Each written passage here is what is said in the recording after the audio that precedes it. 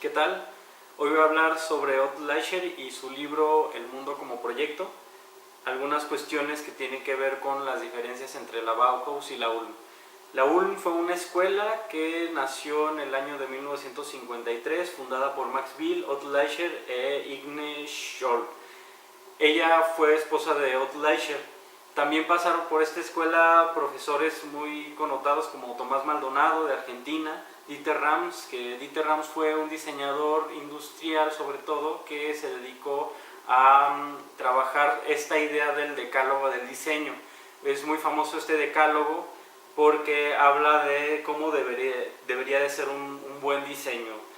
Algunos diseñadores más contemporáneos como Jonathan Ive siguen mucho esta tendencia, no tanto por adecuarse a este decálogo, sino por el estilo que manejó Dieter Rams, sobre todo para la marca Braun, un estilo que es muy limpio, muy minimalista, que se puede ver en estos diseños, por ejemplo, de Macintosh.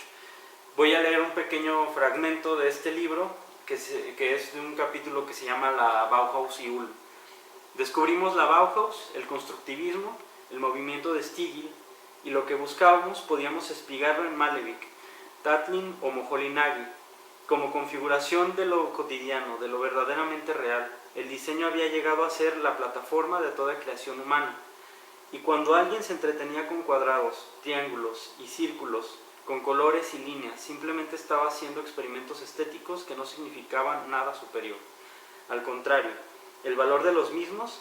debía acreditarse en el trato con lo real, por traumático y sucio y desolador que este trato pudiera resultar. En la Bauhaus, que fue fundada en el año de 1929 por Walter Gropius, pasaron una serie de artistas muy famosos o muy connotados desde el ámbito del arte abstracto o desde otros ámbitos de lo que podríamos denominar el arte moderno, gente como Johannes Itten, Paul Klee, Laszlo Moholy-Nagy, Theo Bondesburg,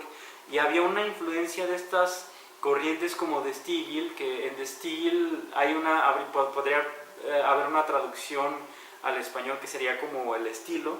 donde había artistas como Piet Mondrian que manejaban el arte abstracto con puras líneas, los colores básicos, etc. Y toda esta experimentación para Otto Leischer, ya hablando de una etapa de posguerra, no era posible porque la Ulm fue una escuela precursora en trabajar desde la funcionalidad, con muchas ideas de Otto Neurath, por ejemplo, del positivismo lógico, trabajar con algoritmos para el diseño, hacer una silla ergonómica, por ejemplo, hacer una serie de utensilios que fueran funcionales. Ellos fueron famosos por hacer toda la señalética o toda la imagen de los Juegos Olímpicos de Múnich, que sirvió como un modelo para toda la señalética a nivel mundial después de esa época, y fue una escuela precursora en el manejo de ciertas áreas de reconocimiento visual en torno a la imagen corporativa, por ejemplo, o cómo en la actualidad en las escuelas ahora se hacen los manuales. Pues todo eso es gracias a la Ulm. La cuestión es que en esta época contemporánea, y ya pasando después de muchos años que se terminó esta escuela, aunque sigue muy fuerte su influencia, pues con el diseño postmoderno y con todas estas nociones transestéticas o manifestaciones transestéticas contemporáneas,